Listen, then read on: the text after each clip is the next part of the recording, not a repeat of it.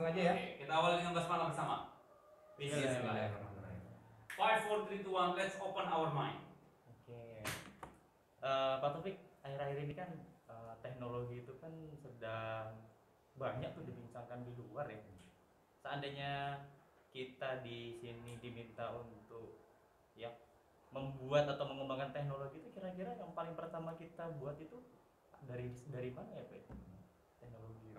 Kalau teknologi kan tergantung kita ya. Kita ini programnya mau buat apa. Jadi kita harus di planning dari awal kan. Planning awal misalnya kita akan menciptakan misalnya ini yang ada aja ya, sungai kita nih misalnya supaya bisa berjalan. Ini kondisinya kebetulan sungai kita tuh ada di atas. Nah, sedangkan air itu ada di bawah. Gimana caranya supaya air tersebut naik misalnya? Nah, itu bisa menggunakan sistem microcontroller. Jadi pada saat dia ada di bawah, kemudian air di atas memerlukan air, maka air tersebut bisa ditarik ke atas dengan sistem controller. Jadi intinya karena kondisi di atasnya sudah debit airnya kecil, gimana supaya dinaikin lagi? Maka dari bawah supaya naik ke atas lagi. Itu pakai sistem microcontroller. Berarti seandainya sebuah teknologi ini dikembangkan di Mahat Al-Zaitun, kira-kira di sektor apa saja bisa dikembangkan, Pak? Kalau di teknologi, yang paling menarik gitu yang bisa dikembangkan, sebenarnya di bidang apa saja bisa, terutama di bidang pertanian itu sangat bisa sekali. Sangat mungkin ya, Pak ya? Sangat mungkin sekali. Apabila musim hujan misalnya gitu kan ya, maka sebenarnya debit air yang diperlukan itu sedikit kan. Maka gimana caranya supaya air di sungai itu nggak terlalu melibatkan atau dialirkan secara deras, diperhambat. Berarti nanti itu daya tampung di daya tampungnya berarti harus memiliki daya tampung yang debit air, tempat air yang banyak. Kalau nanti misalnya tempat tampungannya sudah tidak, maka dialirkannya kemana supaya tidak mengganggu pertanian. Yang sekarang ini saat musim hujan itu air membludak, saat musim kering nggak ada sama sekali. Tapi kalau sudah diatur menggunakan teknologi seperti itu, gitu ya, itu bisa di apa namanya? Bisa diatur itu air itu seperti apa yang harus bisa diatur. Jadi sangat mungkin sekali dengan adanya teknologi ini akan memudahkan banyak sektor yang ada di Mahat Al-Zaitun ini, termasuk pertanian. Jadi ibaratnya dengan teknologi ini itu kalau tadi itu bisa dijelaskan dari Pak Taufik, itu sangat mungkin sekali bisa dikembangkan lagi lebih lagi berarti sektor pertanian di Mahat Al-Zaitun ya, Pak ya.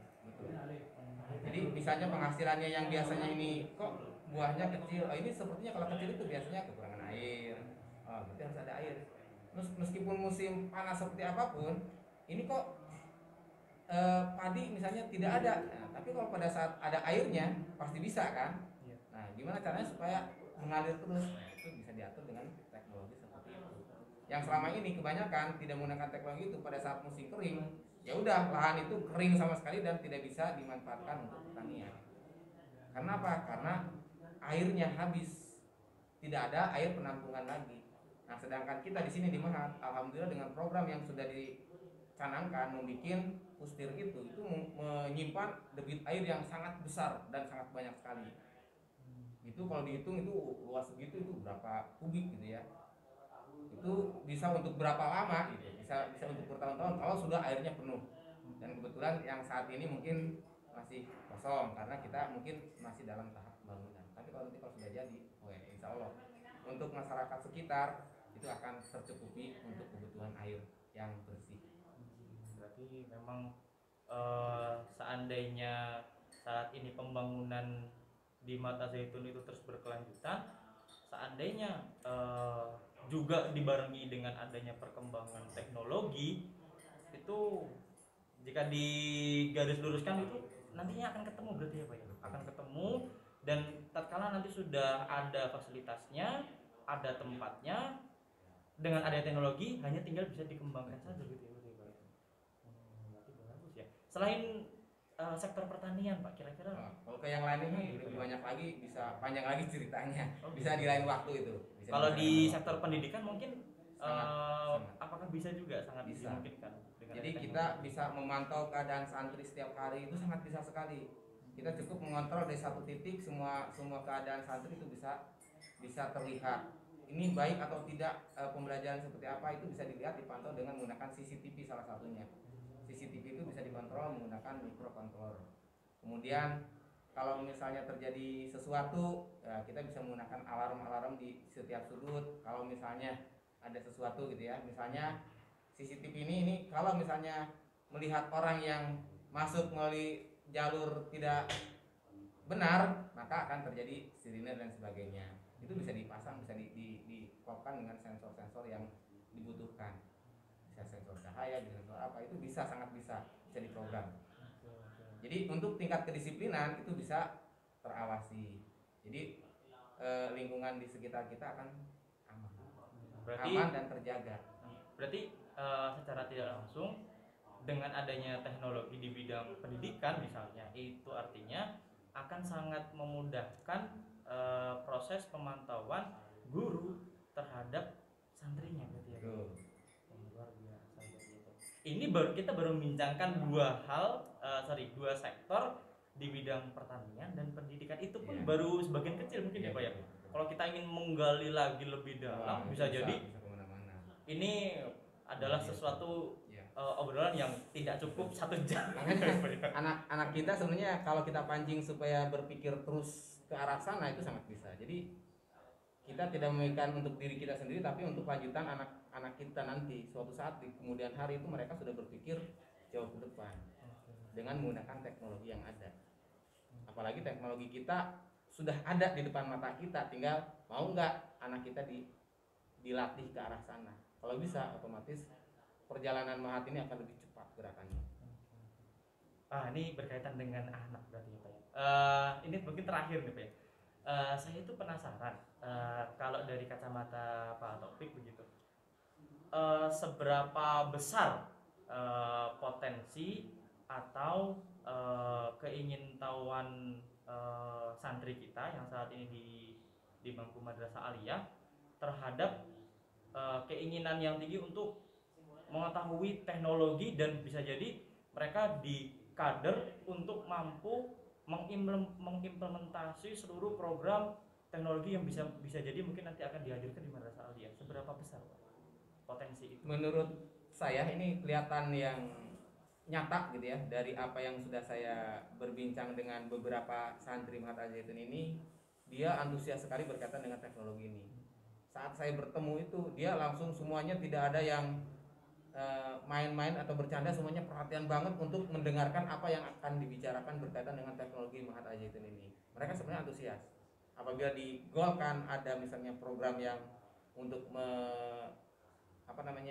memajukan di bidang teknologi di Zaitun ini, kayaknya anak-anak sanggup.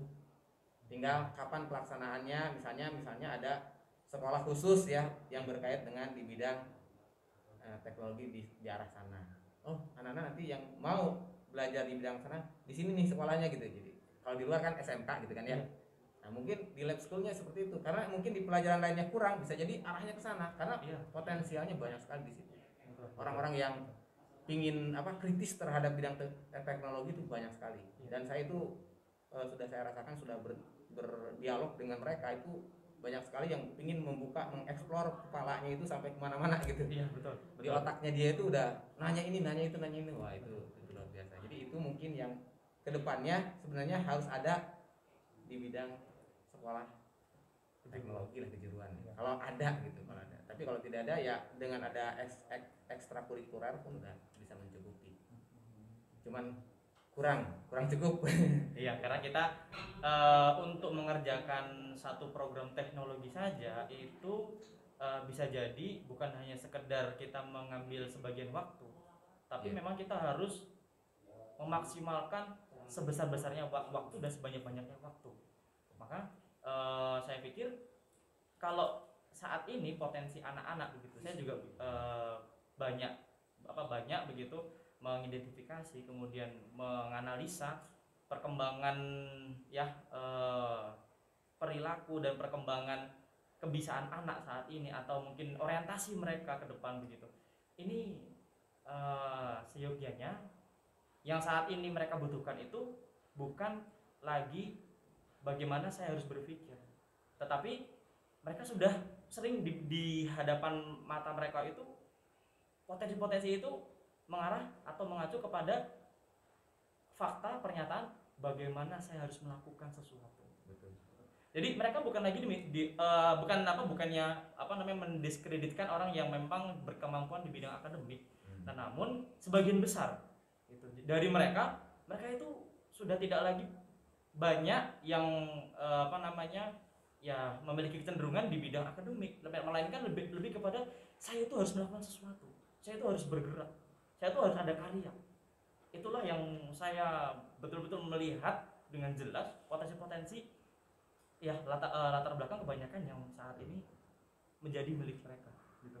Jadi memang saya tuh kalau seandainya berbincang mengenai teknologi, mengenai perkembangan berkaitan dengan developing gitu ya, itu betul-betul luar biasa gitu. Itu bukan hal yang kecil. Yeah. Contoh saja tatkala saya di di sekolah sebelumnya di universitas di UNY, itu salah satu dosen saya mengatakan seperti ini.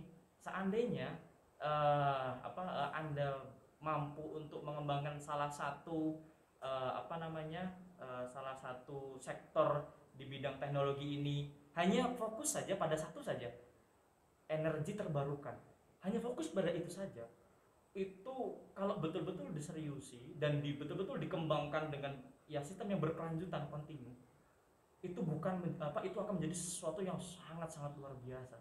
Karena saat ini dimanapun dan kapanpun fosil itu pasti akan habis, fosil itu pasti akan berhenti, stop, dan harus ada pengganti yang namanya energi terbarukan, entah itu dari panel surya, dari tenaga matahari, kemudian dari air, debit air yang diberi perlakuan khusus, kemudian diberikan sistem hidrolik ke bawah, kemudian nanti akan menjadi putaran putaran turbin, dan itu akan menghasilkan listrik.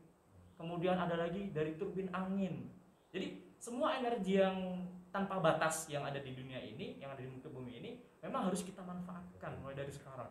Angin, air, kemudian dari matahari, bisa jadi dari tenaga, dari energi yang mungkin orang tidak menganggap itu sebagai energi, sampah bisa jadi, dari uapnya bisa jadi. Wah, itu sebetulnya kalau kita berfokus pada satu pengembangan di energi saja, luar biasa. Itu bukan sesuatu yang remeh-temeh itu. Jadi itu mudah-mudahan dalam waktu dekat inilah kita untuk hal ini mudah-mudahan ada realisasinya, dan betul-betul kita diberikan kesempatan untuk bisa mengembangkan banyak hal dan banyak program. Dan ke depan anak-anak tidak lagi khawatir dengan setelahnya mereka lulus dari sini mereka tuh bisa apa sih. Mereka tidak lagi khawatir. Jadi mereka akan memiliki kepercayaan diri yang sangat tinggi.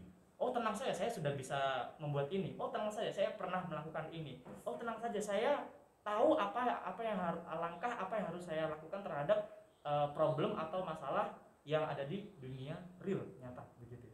Itu yang mungkin menjadi obrolan hangat kita. Dari Pak Topik mungkin ada tambahan. Sudah cukup, Pak. Ini sudah panjang lebar dan waktu pun sudah menunjukkan pukul yang sangat malam. Sudah terlalu malam. Ya. Jadi sekian saja dari saya. Mudah-mudahan nanti kita bisa bertemu lagi di lain kesempatan, dan mudah-mudahan obrolan kita banyak manfaatnya dan bisa menjadi pembelajaran untuk kita semua. Amin. Assalamualaikum. Merdeka.